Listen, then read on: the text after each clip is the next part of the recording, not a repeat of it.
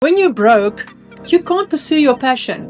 When you stress about money, you can't create from joy. But when you have a profitable business, solving problems you uniquely qualified to solve, then you have the freedom, the resources, and the platform to turn your passion into profits. Your passions aren't going anywhere. They still be there after you build financial security.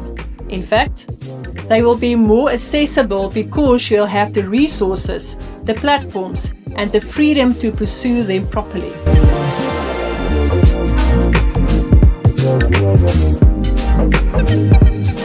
Welcome back to the Confident Alchemist podcast, where bold women take the brave leap to start businesses and lives that they deserve. I am Debbie, and today I'm going to talk about something that might enrage every business out there. It is to stop asking, what is my passion? And to start asking, what angers or frustrates me? What I'm about to share with you is one of the most powerful business discovery frameworks I've ever created. One that helped many women build successful businesses. And it's got nothing to do with starting with your passion, or finding your purpose, or doing what you love first. Here's what I've discovered after working with many women from transitioning from corporate to entrepreneurship. The women who build the most successful businesses aren't the one who starts with a passion. They are the ones who start with problems that they are personally frustrated about, and then their passion becomes profitable.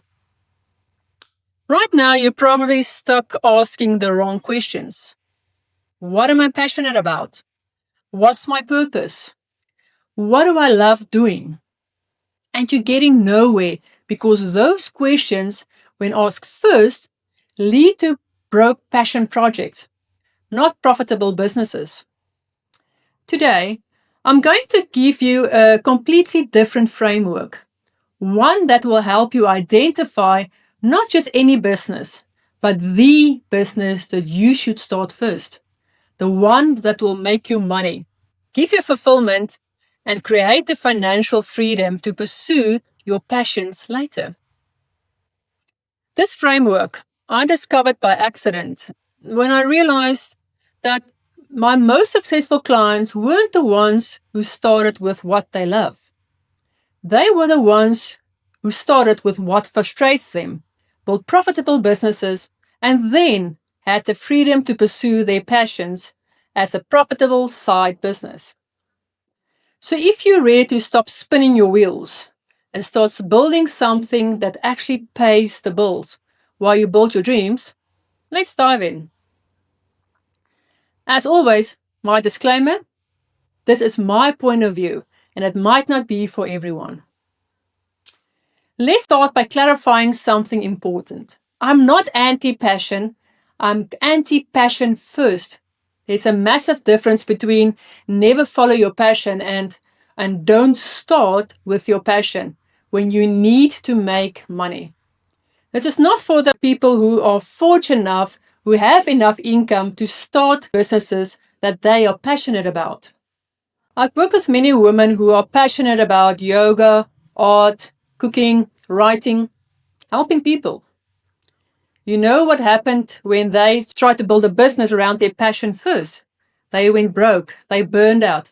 They actually end up hating the thing that they love the most. Here's why the follow your passion first advice is dangerous when you need income. When you start with passion, you're starting with the wrong person in the center of the equation. The market doesn't care about your passion. The market cares about their problems. They don't buy because you love what you do. They buy because you have solved what they hate. And here's what happened to most corporate women. They default to doing what they already know what to do. You're in marketing, so you start a marketing consulting agency. You're in HR, so you become an HR consultant. You're in finance, so you offer bookkeeping services. But here's the problem. Just because you can do something doesn't mean you should or build a business around it. Just because you're good at it doesn't mean that it's profitable. And just because it's familiar doesn't mean it's your fastest path to financial freedom. Here's what I've learned. Passion can absolutely pay, but sequence matters. Build profit first, passion second. Make money first, and then make meaning. Create financial freedom first, then create your dream business. The most successful women I know have two businesses, their money business and their meaning business. Their money business funds their passion business. Their frustration business enables their fulfillment business. Let me give you an example. I didn't become a business coach because I was passionate about business coaching. I became a business coach because I was frustrated of how hard it is for women to get real practical advice about leaving corporate and starting something new. That frustration became my profitable business. Now, because that business is successful, I have the freedom to pursue my passions for life coaching, for helping teenagers, and create content that I love. My frustration business funds my passion project. And when I just left corporate, I still had to go back to graphic designing and marketing consultancy. That gave me the profit and the funds to actually become a successful passion project life coach. This is what passion first advice misses. When you're broke, you can't pursue your passion. When you stress about money, you can't create from joy.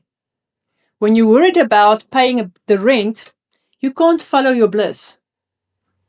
But when you have a profitable business, solving problems you neatly qualified to solve, then you have the freedom, the resources, and the platform to turn your passion into profits. Now, let me give you the exact framework I use with my clients to identify their money making business first. I call it the frustration to fortune framework, and it has 4 simple steps. Step 1.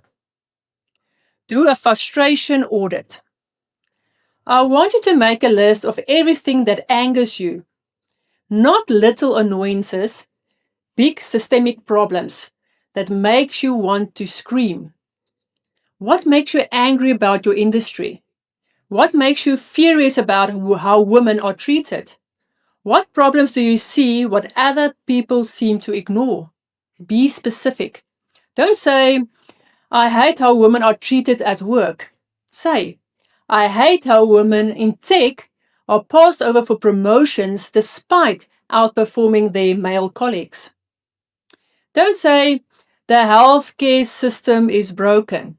Say, I hate how women's pains are dismissed by doctors who don't take these symptoms seriously. Step number 2. Apply the experience filter. Of all the things that frustrate you, which ones have you personally experienced? Which problems have you lived through, struggled through, or overcame? This is very crucial because your personal experience gives you credibility that no amount of research or training can provide. You're not just someone who studied the problem, you're someone who survived it. Step 3. The market test. All the problems you've personally experienced. Which one are other people actively striving to solve right now? Which one are people already spending money on? Here's how you test this.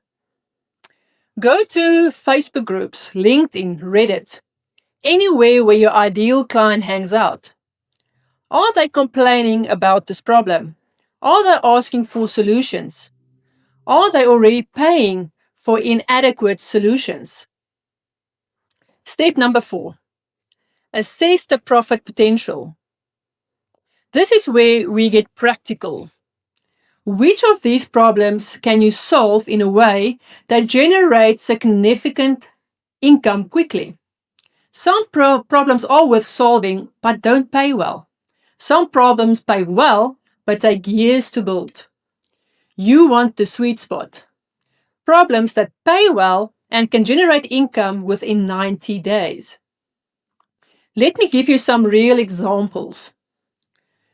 Sarah was frustrated by how difficult it is to find stylish professional clothing for plus-size women in corporate. She started a styling service and made a profitable business within her first year. Now she is launching a clothing line, which is a passion project funded by a profitable service business. Lisa was frustrated about how new moms were expected to bounce back to work like nothing happened. She created a consulting business, helping companies create better maternity policies. This profitable business now funds her passion project. See the pattern? They started with frustration, built profitable businesses, and now have the freedom and resources to pursue their deepest passions. But here's the beautiful thing. As their businesses grew, their passions naturally integrated. Cher discovered that she was passionate about empowering women through styling. Lisa realized that she was passionate about maternal advocacy. Their frustrations led them to their true passions. This works because when you're solving a problem that you've personally experienced, three things happen. First, you have authentic authority. Second, you have unshakable motivation. Third, you have natural marketing. But fourth, and here's the key, you often discover that solving this problem becomes something that you're passionate about. Your frustration transforms into purpose. Now let me show you how to build a bridge from frustration to fortune to fulfillment. Because the goal isn't to stay stuck in solving problems forever. It's to create the freedom to pursue the thing that lights you up. Here's the strategy that I teach most of my successful clients. Build two businesses together. Your money business and your meaning business. Your frustration business and your fulfillment business. In the beginning, spend 80% of your time on your money business and 20% of your time on your passion projects. As your money business grows and stabilizes, you can shift that ratio. But here's what's magical. Often, your money business becomes the bridge to making your passion profitable. Your frustration business gives you the platform, the audience, and the credibility to monetize what you love. This is exactly what happened to me. I had to do the marketing and graphic designing to actually fund my passion project, which was life coaching. One of my clients started a profitable business helping women negotiate salaries because she was frustrated about the pay gap. That business gave her the platform, the audience, and the resources. And now she's also a successful artist selling her art to the same community.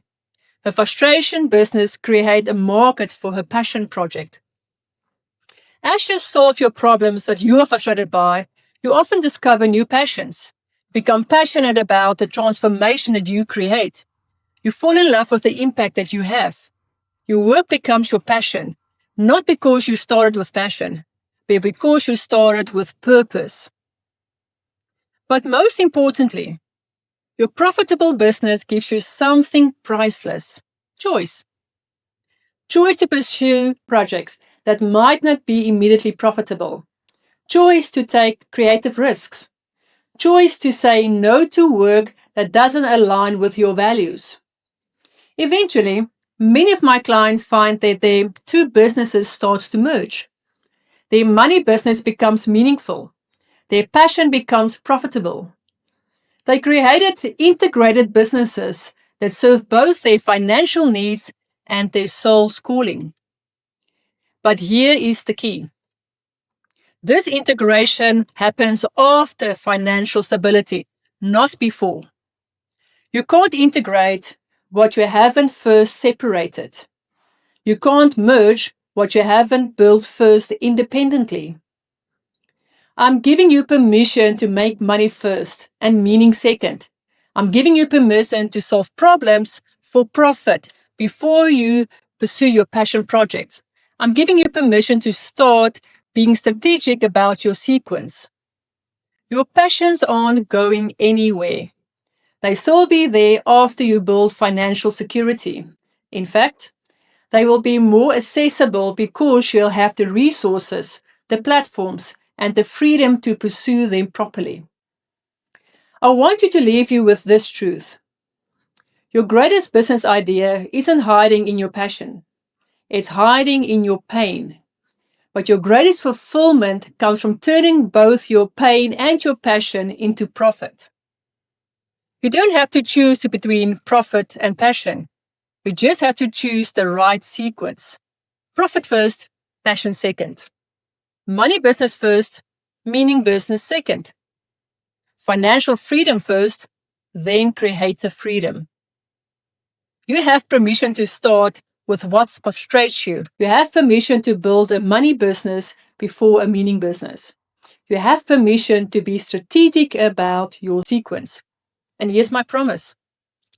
When you build financial freedom through solving problems you're uniquely qualified to solve, you have more resources, more platforms, and more freedom to pursue your passions. If this framework resonates with you, if you're ready to build a profitable business first, I want to help you. Check out my masterclasses on YouTube, where I show you exactly how to identify your money-making business ideas and get your first paying client within 90 days. And remember to join my Confident Alchemist community, where you'll be connected with other women who are building both money businesses and meaning businesses. You'll get support for both your profit goals and your profit projects. Here's my challenge for you. Share this episode with one woman who needs to hear this message. Tag me on social media and tell me, what problem are you going to solve first? And what passion are you going to pursue secondly? Remember, your frustration is your fortune. Your problem or your profit. And your passion? Your passion is the beautiful destination you'll reach once you've built the bridge of financial freedom. Stop asking, what's my passion? And start asking, what's my profitable problem? Your money business is waiting in that answer. Your passion business will follow. Now go build your bridge from frustration to fortune to fulfillment. See you next week for another dose of truth, boldness, and transformation.